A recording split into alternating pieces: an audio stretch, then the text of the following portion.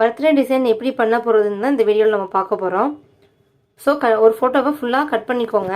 Cut பண்ணதுக்கப்புறம் அந்த ஃபோட்டோவை இந்த பேக்ரவுண்டுக்குள்ளே கொண்டு வந்துக்கோங்க. கண்ட்ரோல் T போட்டு அந்த பேக்ரவுண்டுக்கு ஏற்ற மாதிரி அட்ஜஸ்ட் பண்ணிக்கோங்க.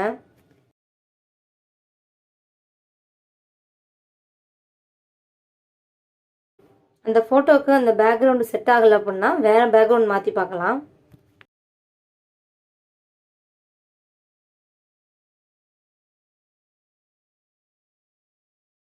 அந்த ஃபோட்டோவை செலக்ட் பண்ணிக்கிட்டு எரேஸ் டூல் எடுத்து லைட்டாக கீழே மட்டும் எரேஸ் பண்ணிக்கோங்க. கண்ட்ரோல் T கொடுத்து லைட்டாக ரொட்டேட் பண்ணி கொஞ்சம் பெருசு பண்ணிக்கோங்க பேக்ரவுண்டுக்கு ஏற்ற மாதிரி. இப்போ பேக்ரவுண்டுக்கு லைட்டாக கலர் கொடுக்கலாம். கண்ட்ரோல் U கொடுத்துக்கோங்க. அதில் மேலே இருக்கிறதுல லைட்டாக மூவ் பண்ணிக்கோங்க. செகண்டாக இருக்கிறதுலையும் லைட்டாக மூவ் பண்ணிக்கோங்க. கண்ட்ரோல் L கொடுத்துக்கோங்க. கீபோர்டில் கொடுத்ததும் அதில் கலர் கரெக்ஷன் பண்ணிக்கலாம். லைட்டாக வந்து லெஃப்ட் சைடும் ரைட் சைடும் மூவ் பண்ணுங்கள். நெக்ஸ்ட்டு டோபாஸ் கொடுத்துக்கலாம். ஃபில்டரில் டோபாஸ் 5. உங்கள் ஃபோட்டோவுக்கு தேவையான அளவுக்கு டோபாஸ் கொடுத்து ஓகே கொடுத்துக்கோங்க. நம்ம இப்போ ஹேரை சரி பண்ணலாம். ஃபோட்டோவை ஜூம் பண்ணிக்கிட்டு அந்த ஹேர் சரி பண்ணுறதுக்கான டூல் கீபோர்டில் R கிளிக் பண்ணிங்கன்னா அந்த டூல் வந்துடும். அந்த டூலை வச்சு இந்த ஹேரை உங்களுக்கு தேவையான அளவுக்கு கரெக்டாக சைஸ் பண்ணிக்கலாம்.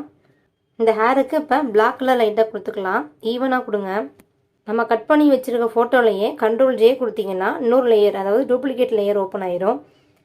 அதில் மேலே லேயர்ஸ்னு இருக்கு இல்லையா, அதில் போயிட்டு சாஃப்ட் லைட்னு கொடுங்க. அதாவது அந்த ஃபோட்டோவை கொஞ்சம் டெப்த்தாக கலர் கொடுக்கும்.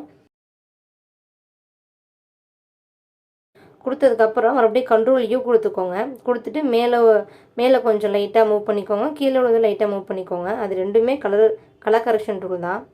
நெக்ஸ்ட்டு கலர் கரெக்ஷன் டூல் வந்து இமேஜில் அட்ஜஸ்ட்மெண்ட்டில் செலக்டிவ் கலர் கொடுத்துக்கோங்க.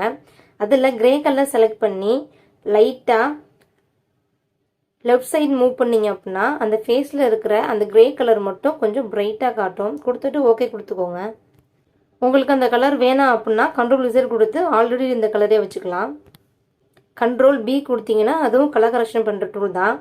ரெட்டு லைட்டாக ஏற்றி எல்லோவும் லைட்டாக ஏற்றி ஓகே கொடுத்துக்கோங்க. இப்போ டெக்ஸ்ட் டூல் எடுத்துக்கோங்க. ஹாப்பி பர்த்டேன்னு டைப் பண்ணிக்கலாம். கண்ட்ரோல் T கொடுத்து உங்களுக்கு எந்த சைடு தேவைப்படுதோ அந்த சைடு அட்ஜஸ்ட் பண்ணி வச்சுக்கோங்க. ஆண்டு எந்த ஸ்டைல் வேணுமோ அந்த ஸ்டைல் வச்சுக்கலாம். அந்த ஹாப்பி பர்த்டே லேயரை டபுள் கிளிக் பண்ணிங்க அப்படின்னா அது ஓப்பன் ஆயிரும். ஓப்பன் ஆனதுக்கப்புறம் ட்ராப் ஷாடை கொடுத்துக்கோங்க.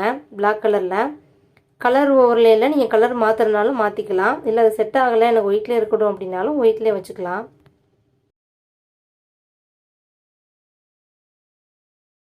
இப்போ அந்த ஹாப்பி பர்த்டே லேயரையே ஆல்ட்டு பிடிச்சி மவுஸால் அப்படி லைட்டாக கீழே மூவ் பண்ணிங்க அப்படின்னா இன்னொரு லேயர், அதாவது டூப்ளிகேட் லேயர் வந்துடும்.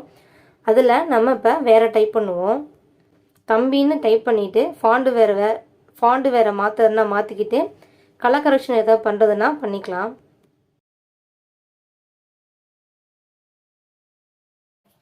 அந்த தம்பிக்கு கலர் கொடுத்துட்டு கலர் கரெக்ஷன் பண்ணுறதுனா பண்ணிவிட்டு ஓகே கொடுத்துக்கோங்க.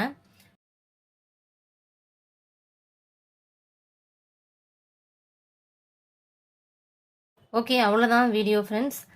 இந்த வீடியோ உங்களுக்கு பிடிச்சிருந்துச்சுன்னா மறக்காமல் சப்ஸ்கிரைப் பண்ணிடுங்க.